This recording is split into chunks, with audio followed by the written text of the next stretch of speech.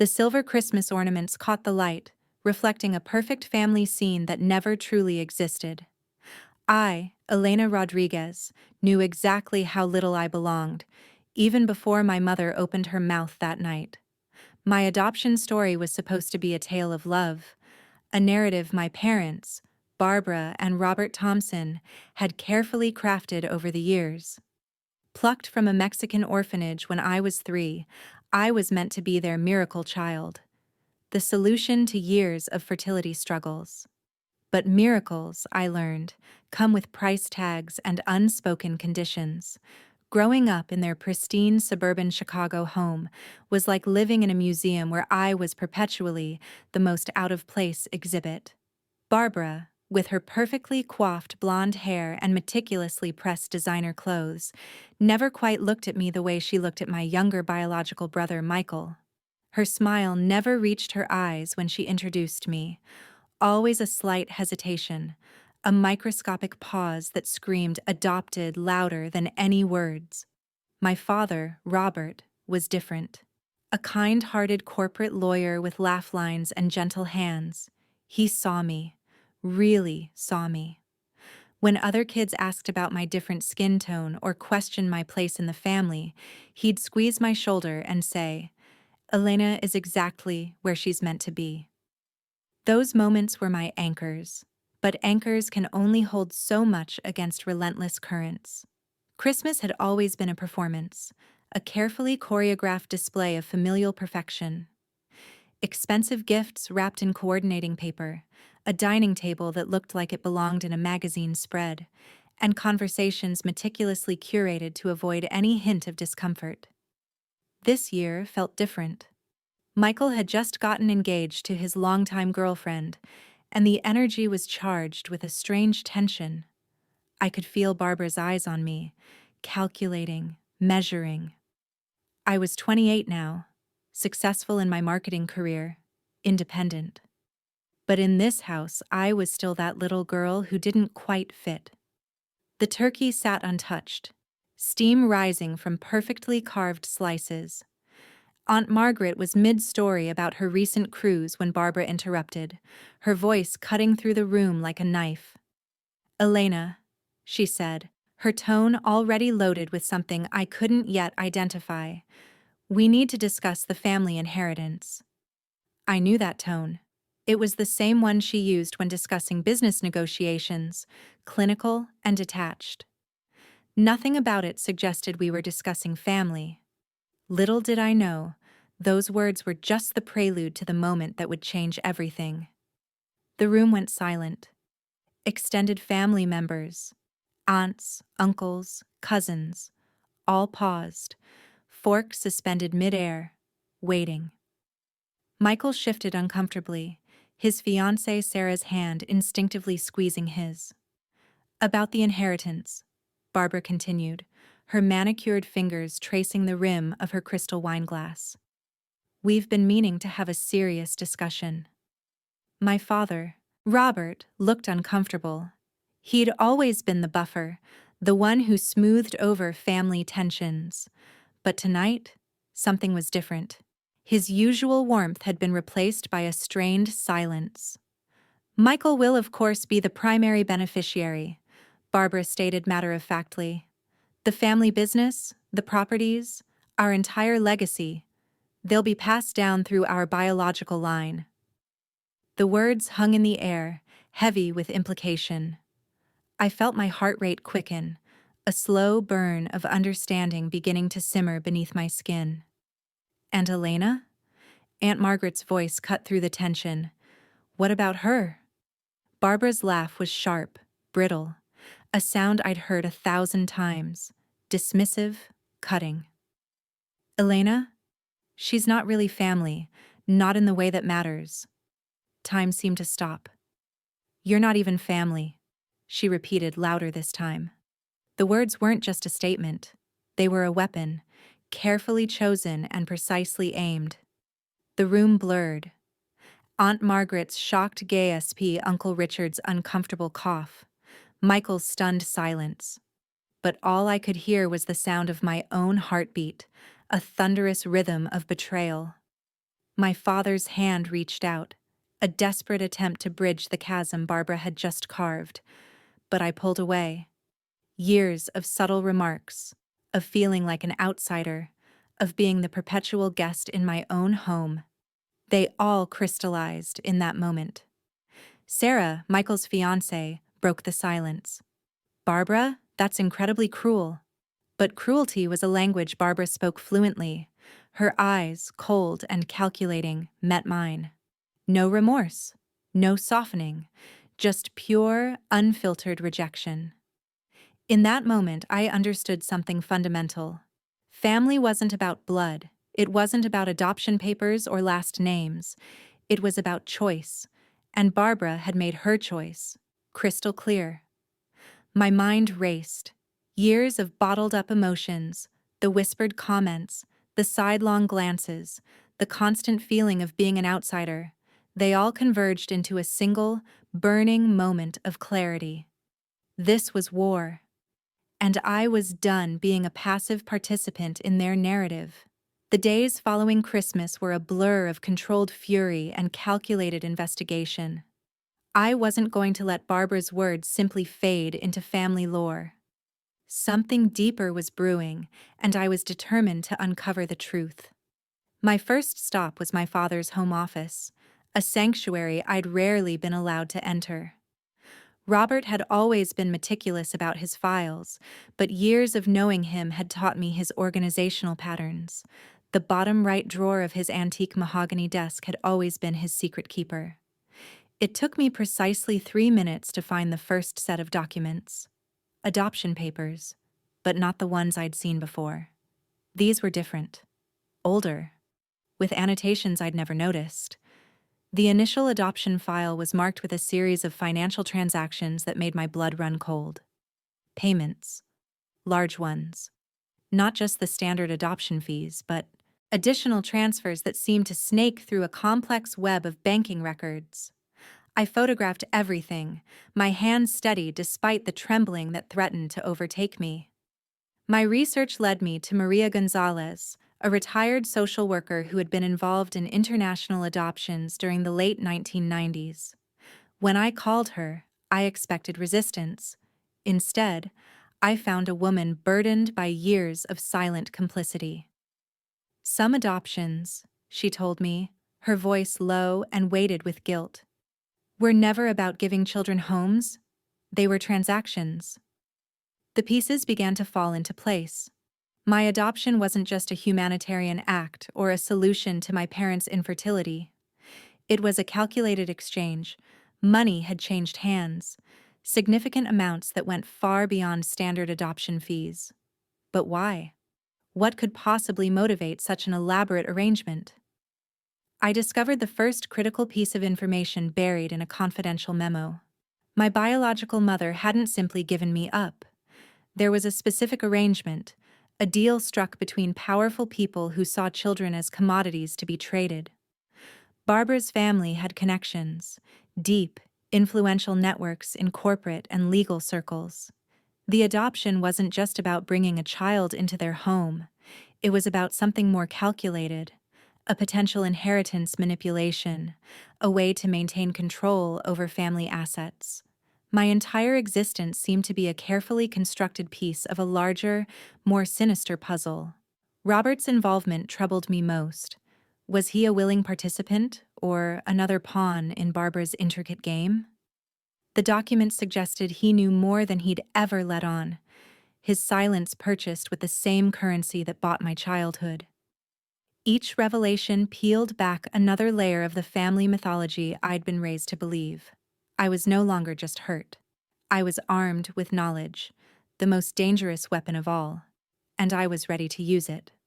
My best friend Sophia was a corporate lawyer with a razor-sharp mind and an unbreakable moral compass. When I laid out the documents on her sleek glass conference table, her reaction was precisely measured. "This is more than just a family dispute," she said, pushing her glasses up and scanning the intricate web of financial records. "These transactions suggest potential legal fraud, possibly even human trafficking implications." We worked methodically, creating a timeline that transformed my emotional pain into a strategic blueprint. Each piece of evidence was carefully cataloged, cross-referenced, verified. I wasn't interested in a moment of explosive revenge. I wanted a surgical dismantling of everything Barbara believed was untouchable. My first call was to a private investigator recommended by Sophia. James Martinez, a former federal agent with a reputation for discretion, agreed to meet me at a nondescript coffee shop downtown. Sometimes, he told me, reviewing the initial documents, the most powerful weapon is patience and information. We identified three critical vulnerabilities in Barbara's carefully constructed world. First, the questionable financial transactions surrounding my adoption. The paper trail suggested deliberate obfuscation of funds. Second, corporate governance issues within the family's business. Minor infractions that, when compiled, could trigger significant regulatory scrutiny. Third, and most delicate, personal reputation. Barbara's social standing was her most prized possession, carefully maintained through decades of calculated networking. My plan wasn't about destruction, it was about exposure, precise, calculated revelation of truths she had worked desperately to keep hidden. Sophia helped me understand the legal boundaries. We're not looking to break laws, she emphasized. We're looking to illuminate the truth.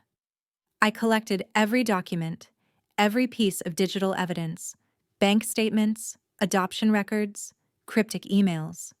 Each artifact was a weapon, carefully selected and prepared. Robert's potential involvement complicated matters. Was he a co-conspirator or another victim of Barbara's machinations? I needed to be certain before taking any decisive action.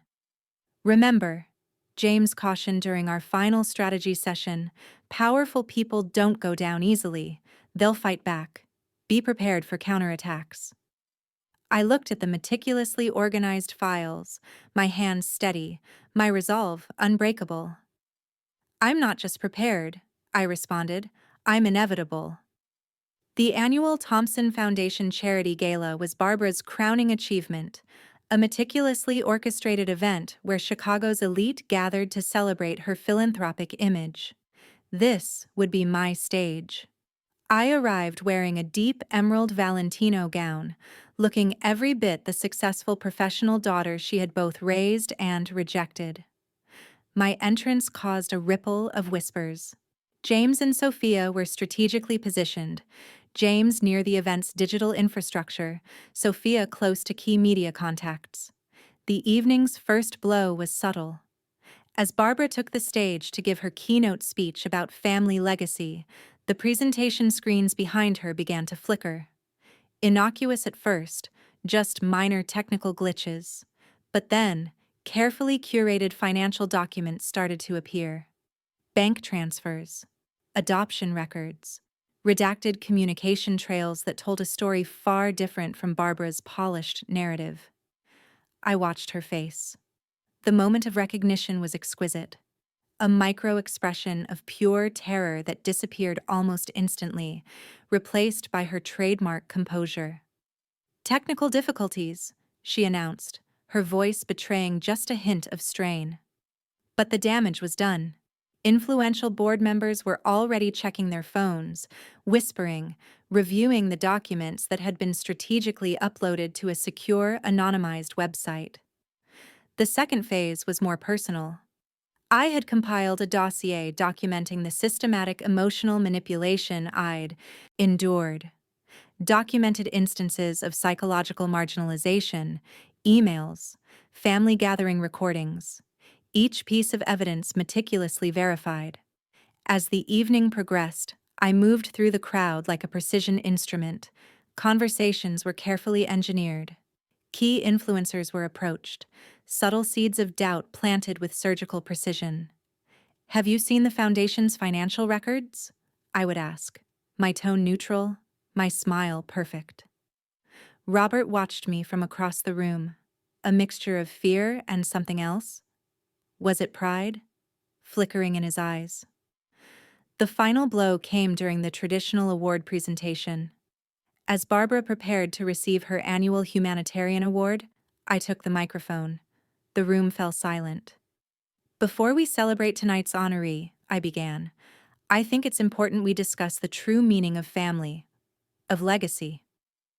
The documents appeared again, this time on every screen in the ballroom. Financial records, adoption papers, proof of a transaction that was never about love, but about control. Gasps echoed through the room. Powerful people don't like their carefully constructed narratives dismantled, but I had come prepared for every contingency.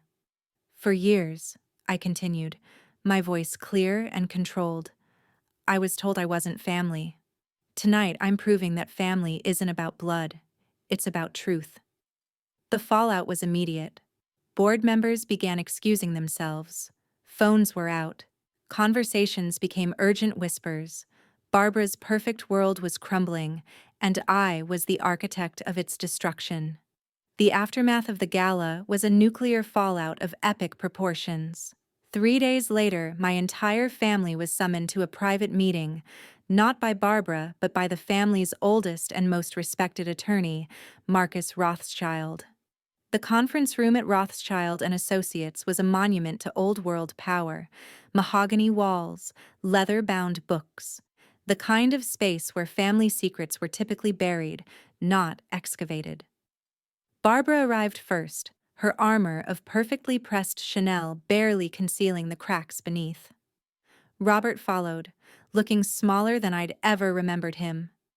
Michael sat between them, his engagement ring conspicuously absent. "This is a family matter," Barbara hissed as I entered, her first words since the gala. Marcus Rothschild cleared his throat. "Actually, Ms. Thompson, it appears to be much more than that." I watched as the documents I'd uncovered were systematically presented. Each revelation was like a precision strike. Financial irregularities, adoption manipulation, years of calculated deception. The narrative I'd constructed was bulletproof. Michael broke first. "Is this true?" he asked, looking at our parents. His voice cracked, the sound of a perfect family mythology shattering. Robert's silence was more telling than any confession. "I protected this family," Barbara finally spoke, her voice a mixture of desperation and defiance. "Everything I did to preserve our legacy." The truth emerged in fragments. My adoption was part of an elaborate financial strategy, a way to manipulate inheritance laws. I wasn't a child. I was a calculated move in a complex game of familial chess. "You bought me," I said quietly. The words hung in the air, devastating in their simplicity. Aunt Margaret, who had remained silent until now, spoke up. "How could you?" she asked Barbara, her voice trembling with a lifetime of suppressed suspicions. The family dynamic was transforming in real time. Allies shifted. Loyalties crumbled. The perfect Thompson facade was dissolving, revealing the ugly machinery of manipulation underneath. Robert finally spoke, his voice barely a whisper. "I never wanted it to go this far." But this far was exactly where we were. Marcus Rothschild presented the legal implications: financial investigations, potential criminal charges. The Thompson name, once a symbol of prestige, was now toxic. "I did everything for this family," Barbara repeated, a mantra of desperation. Michael stood up. "No," he said firmly, "you did everything for yourself." In that moment, I saw the true cost of Barbara's ambition. Not just the financial manipulation, not just the emotional destruction, but the complete erosion of what a family should be. I had entered this room as the outsider, but now I was the one holding all the power. The room fell silent. The verdict was clear, long before any court would deliver its judgment. 6 months after the family implosion, my world had transformed completely. The legal proceedings were brutal but conclusive. The Thompson family's business empire crumbled under the weight of investigations. Barbara faced potential criminal charges for financial fraud and illegal adoption practices. Robert negotiated a plea deal that stripped the family of most of their wealth. Michael reached out to me unexpectedly, not as a brother seeking reconciliation, but as a fellow victim trying to understand our shared history. "I never knew," he told me during our first real conversation. "I thought we were just a normal family." Normal. The word hung between us, laden with irony. I'd discovered my biological roots during the investigation. Maria Gonzalez, the social worker, helped me connect with my biological family in Mexico. They were simple people, farmers from a small village in Michoacan. My biological mother had been young, desperate, caught in a system that saw children as commodities. Our first meeting was nothing like the dramatic reunions in movies. It was quiet, healing. My mother, Elena, yes, I was named after her, held my hands and apologized for a choice she was never truly given. "You survived," she said. And in those 2 words, I found more love than I'd ever experienced in the Thompson household. My career took an unexpected turn. The exposure of the Thompson family's practices caught the attention of investigative journalists and nonprofit organizations. I became an unexpected advocate, speaking about adoption ethics, family manipulation, and the complex landscape of identity. Sophia became more than just a friend. She was my anchor, helping me navigate the emotional minefield of my revelation. "You're rewriting your own narrative," she would remind me during moments of doubt. Robert attempted reconciliation. His approach was tentative, filled with a lifetime of unexpressed guilt. I wasn't ready to forgive, but I was learning to understand. He was a product of a system, a family dynamic that valued appearance over authenticity. The inheritance I'd fought so hard to expose became something unexpected, a platform for change. I established a foundation supporting ethical adoption practices and supporting families navigating complex identity journeys. Michael surprised me.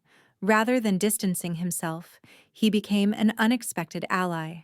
His own journey of understanding our family's complicated history brought a form of redemption I never anticipated. "You gave me the courage to see the truth," he told me during one of our conversations. The holidays that year were different. No more performative family gatherings. No more carefully constructed narratives. I spent Christmas with my biological family in Mexico, surrounded by people who loved me for exactly who I was.